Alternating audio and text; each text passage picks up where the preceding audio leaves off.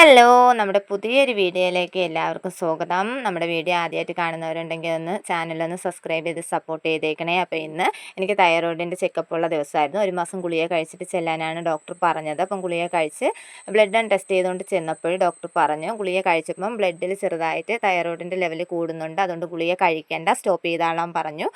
വേറെ കുഴപ്പമൊന്നുമില്ല, 3 മാസം കഴിഞ്ഞ് ഒന്നും കൂടി ബ്ലഡ് ടെസ്റ്റ് ചെയ്തുകൊണ്ട് വരാനാണ് പറഞ്ഞത്. അങ്ങനെ നമ്മൾ തിരിച്ച് വരുന്ന തൊട്ടാണ് വീഡിയോ എടുത്തത്. അങ്ങോട്ട് പോകുന്നതൊന്നും എടുത്തില്ല. നല്ല മഴയും കൂടി ഉണ്ടായിരുന്നു.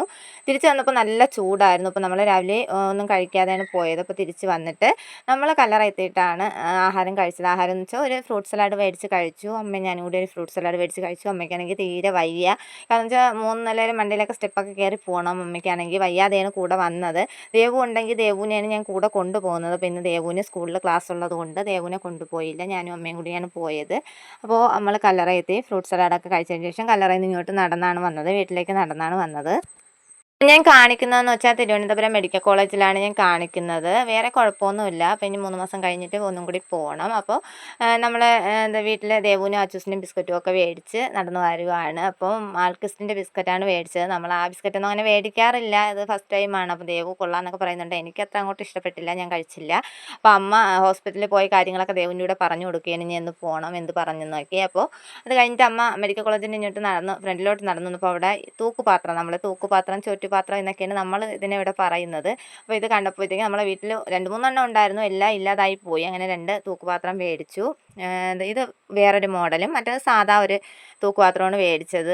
എല്ലാ സൈസിലുള്ള തൂക്കുപാത്രം ഇവിടെ ഉണ്ടായിരുന്നു, പക്ഷേ അതെല്ലാം ഇല്ലാതായി പോയി. ആർക്കൊക്കെയോ എന്തൊക്കെയോ ഇടയ്ക്ക് കൊടുത്ത് പിന്നെ തിരിച്ച് കിട്ടിയിട്ടൊന്നുമില്ല, അങ്ങനെയെല്ലാം ഇല്ല പോയതാണ്. അപ്പം 2 എണ്ണം വാങ്ങിച്ചു. അപ്പോൾ വൈകിട്ടത്തേക്ക് നമുക്ക് കഴിക്കാനായിട്ട് ഞാൻ ദോശ ഉണ്ടാക്കുന്നുണ്ട്. അമ്മയാണ് ഉണ്ടാക്കിക്കൊണ്ട് നിന്നത്.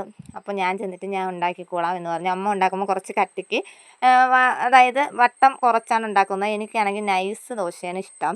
ഞാൻ അതുകൊണ്ട് ചെറുതായിട്ട് ഒരുപാട് കട്ടിയില്ലാതെ നൈസായിട്ടാണ് ഉണ്ടാക്കാറുള്ളത്. നല്ലപോലെ വട്ടത്തിൽ പരത്തി എടുക്കുകയാണ് ചെയ്യുന്നത്. ആച്ചൂസിനും ഇതാണ് ഇഷ്ടം. അങ്ങനെ ഞാൻ ദോശയൊക്കെ ഉണ്ടാക്കുന്നുണ്ട്. കഴിക്കാനായിട്ട് രാവിലെ ഉണ്ടാക്കിയ ഉരുളൻകിഴങ്ങ് കറിയും കൂടി ഉണ്ടായിരുന്നു. അതിന് കൂടെ മുട്ടയും കൂടെ പുഴുങ്ങി എടുക്കുന്നുണ്ട്. വീഡിയോ എടുത്ത് തന്നത് അച്ചൂസാണ്. അതുപോലെ തന്നെ നമുക്ക് വീട്ടിൽ ഒന്നാമത്തെ കാര്യം, എൻ്റെ വീട്ടിലെന്ന് വെച്ചാൽ ലൈറ്റ് കുറവാണ്. ആകെ ഹാളിൽ മാത്രമാണ് ഒരു 3 പാളി ജനലുള്ളത്. അവിടെയാണ് കുറച്ച് വെട്ടം കിട്ടുന്നത്. അവിടെ ഇരുന്നാണ് സ്റ്റിച്ചും കാര്യങ്ങളൊക്കെ ചെയ്യുന്നത്. അടുക്കളയിലതൊക്കെ വെട്ടം കുറവാണ്. രാത്രിയും കൂടെ ആയ പിന്നെ ഒട്ടും വെട്ടം കിട്ടത്തില്ല. പിന്നെ ഫോണിൻ്റെ ഫ്ലാഷും കൂടെ ഓൺ ആക്കിയിട്ടാണ് ഇത്ര വെട്ടത്തിൽ കിട്ടുന്നത്. നമ്മുടെ കയ്യിൽ പ്രത്യേകിച്ച് ലൈറ്റും കാര്യങ്ങളൊന്നുമില്ല.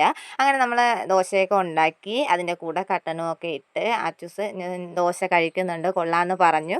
എന്നും ഞാൻ തന്നെ ഉണ്ടാക്കി കൊടുത്താൽ കൊള്ളാമെന്നാണ് പറയുന്നത്. അപ്പോൾ ഹോസ്പിറ്റലിൽ പോണത് തൊട്ടൊക്കെ എടുക്കണമെന്ന് വിചാരിച്ചേനു. പക്ഷേ മെഡിക്കൽ കോളേജിലെ തിരക്ക് നിങ്ങൾക്ക് അറിയാമല്ലോ. അവിടെ ചെന്ന് വീഡിയോയും കാര്യങ്ങളൊന്നും നടക്കുന്ന കാര്യമല്ല. അപ്പോൾ ഇന്നത്തെ വീഡിയോ ഇത്രയേ ഉള്ളൂ. ഞങ്ങളെ ഈ കുട്ടി വീഡിയോ ഇഷ്ടമായെങ്കിൽ സബ്സ്ക്രൈബ് ചെയ്ത് സപ്പോർട്ട് ചെയ്യാൻ മറക്കല്ലേ. Okay, by.